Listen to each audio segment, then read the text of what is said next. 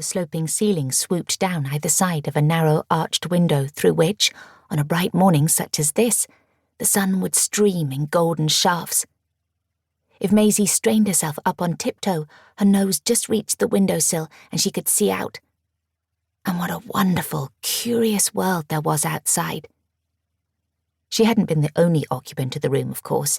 There were 5 other beds, each one occupied by another little girl. She knew they were girls because they were constantly being chivied. "Come along now, girls. Hurry up and remember silence."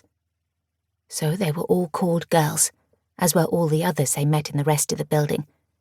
But then, if you weren't a girl, what else could you be? Unless you were one of the sisters, of course. "Wakey, wakey, sleepyheads. Time to get up. I trust you're all dry this morning." The room clamped down in silence as each child scrambled to the bottom of her bed and all eyes turned on Maisie. She vaguely remembered that she'd woken up cold and wet a few times, but that was a long, long time ago. Since before that magical time of Christmas. So why they should all look at her, she didn't know. She felt her cheeks flush, not from embarrassment, but from anger.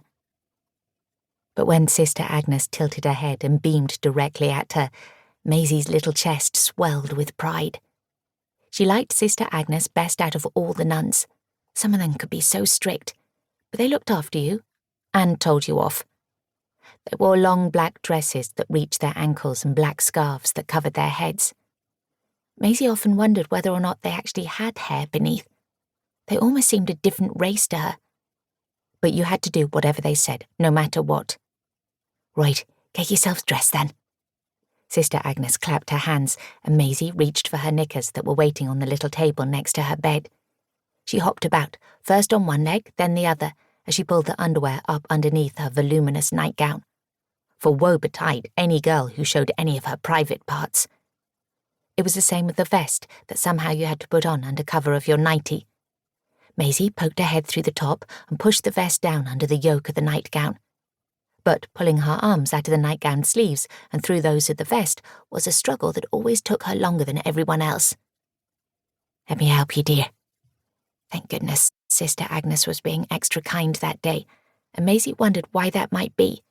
But you learned not to ask questions. So she said a polite thank you as Sister Agnes helped her wriggle into her vest. Then she raised her arms when the sister finally lifted her nightgown over her head and slid the drab summer uniform dress over her shoulders in its place. Just the black knitted woolen stockings now.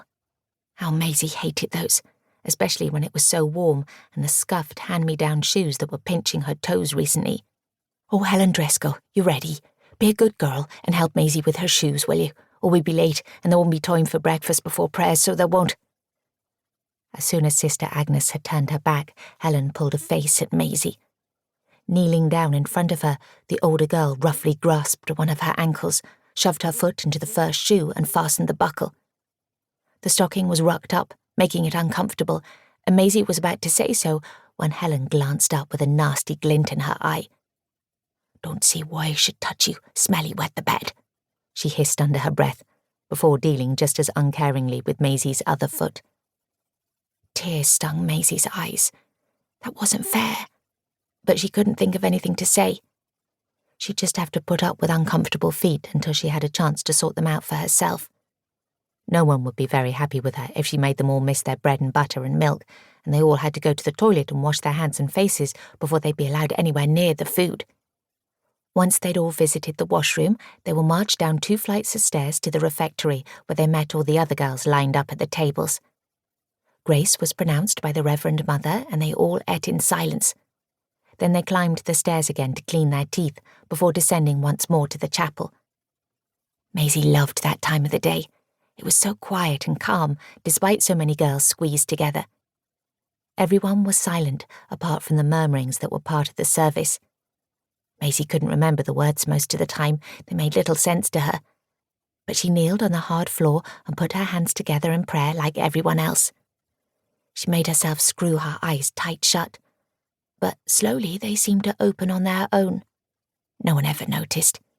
The chapel had a certain dusty smell to it, and on a sunny morning she found the tiny flecks of dust dancing in the air fascinating to watch. She imagined each one was an angel sent by God to make her happy.